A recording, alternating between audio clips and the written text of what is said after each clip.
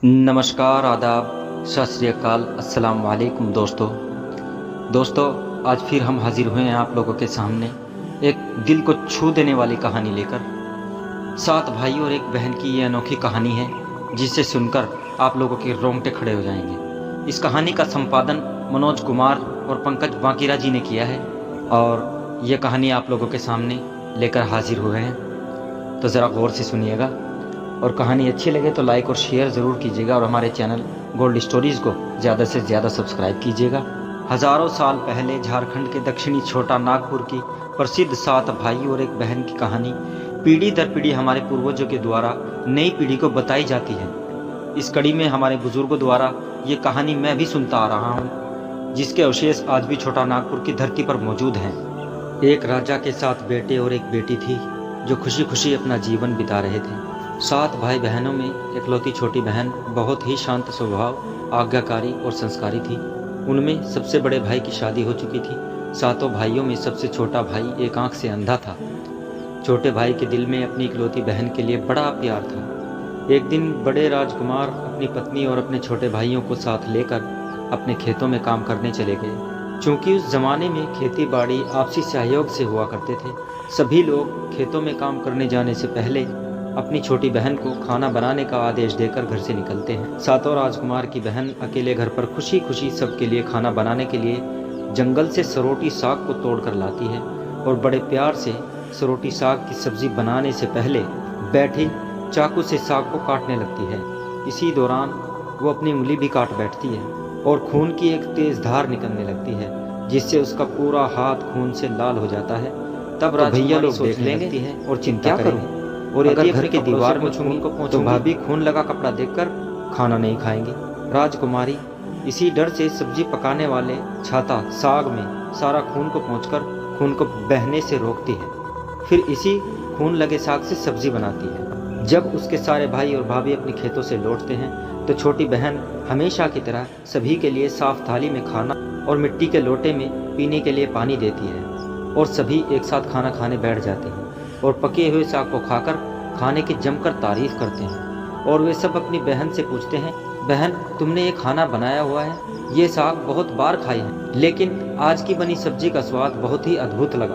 बताओ ना कैसे और क्या क्या मिलाकर इतना स्वादिष्ट साग बनाया है।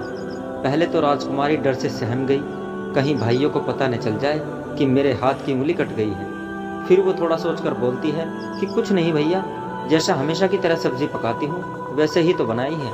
राजकुमारी अगले दिन 7 भाइयों के अनुरोध पर फिर से एक बार वही छाता साग की सब्जी बनाती है, लेकिन भाइयों को पिछले दिन के जैसा स्वाद नहीं मिलता। फिर ऐसा ही अनुरोध 3-4 बार हुआ, लेकिन खून लगे साग का स्वाद उनके दिमाग से उतर ही नहीं रहा था। असलियत जानने की जिज्ञासा 7 भाई और भाभी ने उससे उस दिन के खाना बनाने का तरीका जानने की जिद करने लगे। मजबूरन राजकुमारी को सारी घटना बतानी पड़ी। सच्चाई मालूम होने पर 5वां भाई, जो बहुत ही लालची किस्म का था, उसने बाकी भाइयों से कहा कि बहन का खून इतना स्वादिष्ट लगा तो इसका मांस कितना स्वादिष्ट होगा। ये बोलकर सभी भाइयों के बीच चर्चा करने लगता है। सबसे छोटे भाई को छोड़कर बाकी भाइयों ने राजकुमारी को मारकर उसका मांस खाने को राजी हो गए। मांस खाने की सोचकर उन सभी के मुंह से लार टपकने लगती है।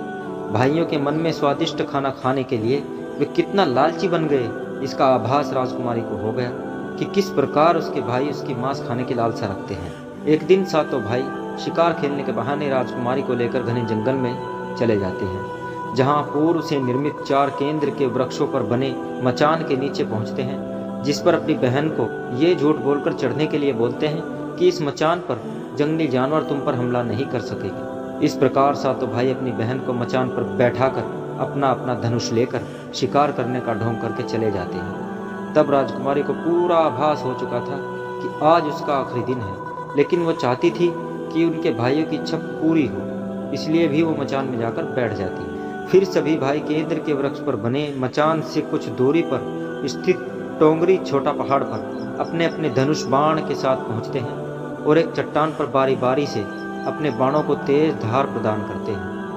टोंगरी के ऊपर सबसे पहले बड़ा भाई अपने तीर को चट्टान में धार लगाता है और अपनी बहन पर धनुष से निशाना लगाकर तीर छोड़ता है। तभी राजकुमारी पूरी बातों को समझ जाती है कि भाइयों का क्या इरादा है और अपनी मातृभाषा में गीत को गाने लगती है। बिंदु बिंदु दादा छाती ताइक ताइक। अर्थात जान से मारना ही है दादा साहब तो तीर को सीधे मेरे छाती में वार करो। इधर उधर तीर क्यों चला रहे हो? फिर सभी भाई बारी बारी से अपने तीर के धार को तेज करते हैं और राजकुमारी पर निशाना लगाकर तीरों को छोड़ते हैं। छहों भाइयों का निशाना खाली जाता है और सातवां भाई जो सबसे छोटा था वो तीर चलाने से इनकार कर देता है, क्योंकि उसे अपनी छोटी बहन से बहुत लगाव था और धनुष बाण चलाने में सातों राजकुमार में सबसे निपुण था। राजकुमारी जानती थी कि उनके सातों भाइयों में सबसे छोटा भाई दादा बाकियों की तरह लालची नहीं है। छहों भाई छोटे भाई पर पूरा दबाव डालते हुए आदेश देते हैं कि अगर वो तीर नहीं चलाएगा तो बहन की तरह उसे भी मार देंगे।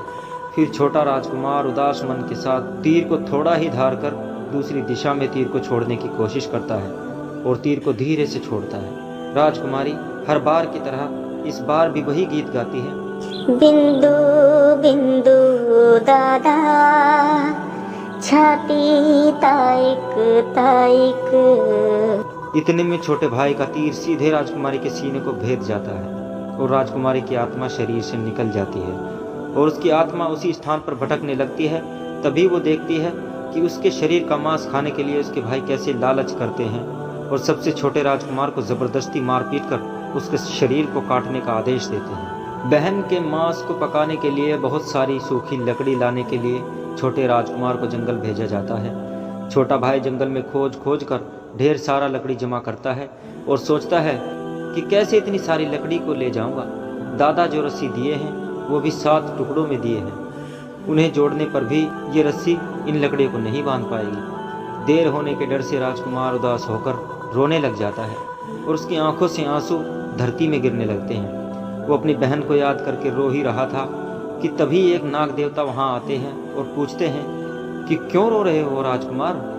वो इधर उधर देखता है किंतु कोई भी नजर नहीं आता। फिर राजकुमार को नाग देवता दिखते हैं और राजकुमार नाग देवता को अपनी पूरी आपबीती सुनाते हैं। नाग देवता उसे कहते हैं कि मैं लकड़ी में रस्सी की तरह लिपट जाता हूँ और तुम जैसे ही लकड़ी वहाँ रखोगे तो मैं धीरे से निकल जाऊँगा।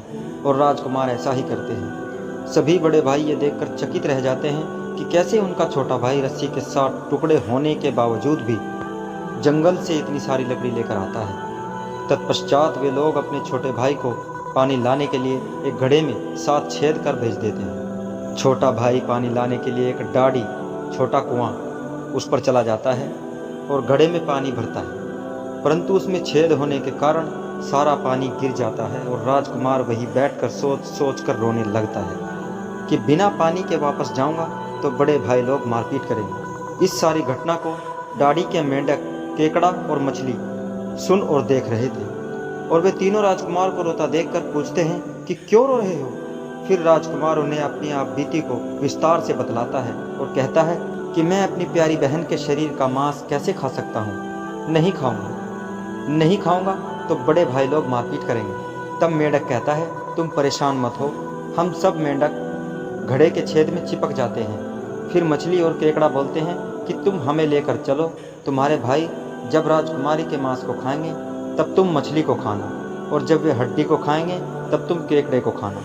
बड़े भाइयों को शक नहीं होगा। फिर राजकुमार ने बिल्कुल वैसा ही किया जैसे केकड़े और मछली ने कहा था। रात को जब राजकुमारी का पका हुआ मांस खाने को परोसा गया तब बड़े भाइयों से छुपाकर वो मांस को दीमक के टीले में डाल देता है और समय बीतने पर वहाँ बांस का एक टुकड़ा बुदा झुंड उगता है। इस घटना के वर्षों बाद एक भीख मांगने वाला जोगी उसी बसोदा के पास से गुजर रहा था और वो सुंदर सुंदर बांस के बुदा को देखकर सोचता है कि अगर इतने सुंदर बांस से केंद्र वाद्य यंत्र बनाया जाए तो कितनी सुरीली धुन निकलेगी। उसी क्षण बांस से आवाज आती है, ना काट रे जोगी, ई तो लागे भैया रोपल बांस। जोगी फिर भी बांस को काटता है। जोगी इसी उद्देश्य से एक मोटा बांस का टुकड़ा काट ले जाता है कि इस बांस की आवाज़ इतनी सुंदर है, यदि केंद्रा बनाएंगे तो कितनी मधुर आवाज़ निकलेगी। और जोगी इस बांस से एक सुंदर केंद्रा का निर्माण करता है। इस केंद्रा से इतनी मधुर ध्वनि निकलती है कि जोगी जहाँ जहाँ भी इसे बजाता है इसकी ध्वनि से लोग मंत्र मुग्ध हो जाते हैं। एक दिन जोगी घूमते घूमते बड़े राजकुमार के घर पहुंचता है और अधिक पैसे के लालच में जोगी जोर जोर से केंद्रा बजाना शुरू करता है, परंतु इस बार केंद्रा का मीठा सुरीला स्वर कर्कश हो जाता है और जब भी जोगी कुछ नया धुन बजाने की कोशिश करता है बार बार एक ही धुन निकलती है, ना बाज रे केंद्रा, ई तो लगे मोर दुश्मन का घर। बार बार यही धुन निकलने पर बड़ा राजकुमार मारपीट कर जोगी को अपने घर से भगा देता है। ऐसे ही घूमते घूमते जोगी हर भाई के घर जाता है, लेकिन हर बार की तरह वही धुन, ना बाज रे केंद्रा, ई तो लगो मोर दुश्मन का घर, बजता है। ये धुन सुनकर सारे भाई जोगी को डांट टपट कर भगा देते हैं। सबसे आखिर में जोगी छोटे राजकुमार के घर पहुंचता है। छोटे भाई के घर के आंगन में प्रवेश करते ही केंद्रा खुद ही बजने लगता है, जोर जोर से बाज रे केंद्रा, ई तो लगो मोर छोटन भैया का घर। बड़ा ही मधुर मीठे स्वर का धुन सुनकर छोटा राजकुमार चंद्राकर मोहित हो जाता है और ये धुन सुनकर छोटे राजकुमार से रहा नहीं गया और जोगी से केंद्रा की मुंह मांगी सोने की मोहरें देकर उसे खरीद लेता है। लेकिन जोगी को अच्छे से मेहमान नवाजी कर अच्छे से विदा कर दिया जाता है। धीरे धीरे समय बीतता है और छोटे भाई राजकुमार अपने काम से कुछ दिनों के लिए बाहर जाते हैं। जब वो वापस लौटते हैं तो देखते हैं कि उसका कमरा बहुत सुंदर ढंग से सजा हुआ है और घर के सारे बर्तन अच्छे तरीके से रखे हुए हैं। तब छोटा भाई राजकुमार सोचता है कि हमेशा मेरे कमरे की साफ सफाई घर के नौकर चाकर करते हैं, लेकिन कभी भी इतना सुंदर सजाया नहीं गया है। फिर राजकुमार अपने नौकरों से पूछताछ करते हैं कि मेरे कमरे को इतना सुंदर किसने सजाया है।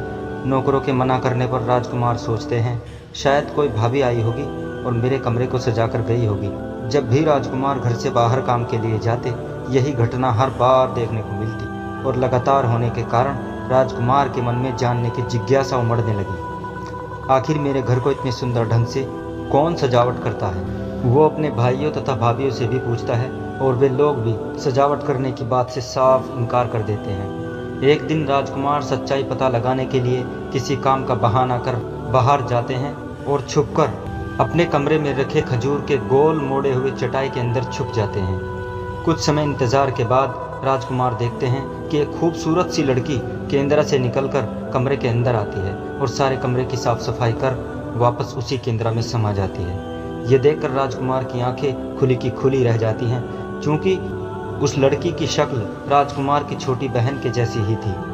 राजकुमार अगले दिन फिर से एक बार उसी प्रकार छुप जाते हैं और जैसे ही वो सुंदर लड़की पूरे कमरे की साफ सफाई का काम खत्म कर वापस केंद्रा में जाने वाली होती है, तब छोटे राजकुमार उस लड़की का हाथ पकड़ लेते हैं और तुरंत केंद्रा को जला देते हैं, जिसके बाद वो लड़की हमेशा के लिए मानव रूप में परिवर्तित हो जाती है और दोनों भाई बहन खुशी खुशी अपना जीवन जीते हैं। आज भी हर गांव में आषाढ़ी पूजा के दिन बकरा कटता है और पूरे गांव के घरों में प्रसाद स्वरूप बकरे का मांस खाया जाता है और सतबैनी नामक पूजा स्थान पर वही सरोटी साग को चढ़ाया जाता है। दोस्तों, कहानी कैसी लगी? अगर अच्छी लगी हो तो लाइक और शेयर कीजिएगा और मेरे चैनल गोल्ड स्टोरीज को ज़्यादा से ज़्यादा सब्सक्राइब कीजिएगा। शुक्रिया।